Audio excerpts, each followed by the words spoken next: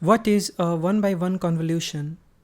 Imagine we have a 4 by 4 input and a filter of size 1 by 1 with only a single value of 2. In this case, the convolution operation simply means multiplying each value by 2. So it might seem at first glance that there is nothing special about this operation. It just scales each value by some constant. Now, imagine we have an input volume of 4 by 4 by 4 and a filter of size 1 by 1 by 4. In this case, it will compute a weighted sum across every channel, but not the spatial surroundings, meaning it only cares about the depth, not what is in the neighborhood like a bigger filter such as 3 by 3 does.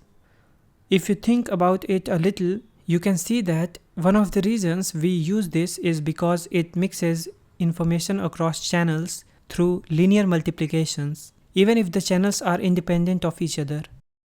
In this example, we are only using one filter, so the output depth will be just 1.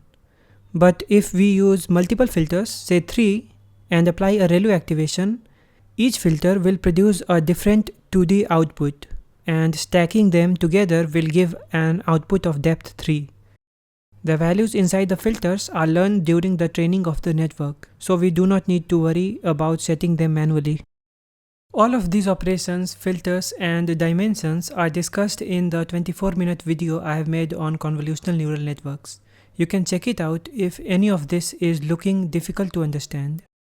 So in summary, 1 by 1 convolutions learn a weighted sum across the channels, and the channel depth changes from C to NF, where NF is the number of filters.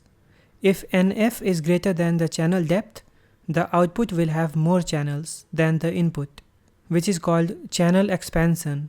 If it's less than the channel depth, the output will have fewer channels than the input, which is called channel compression. We will see how this concept is used in building architectures like the inception network in the next video.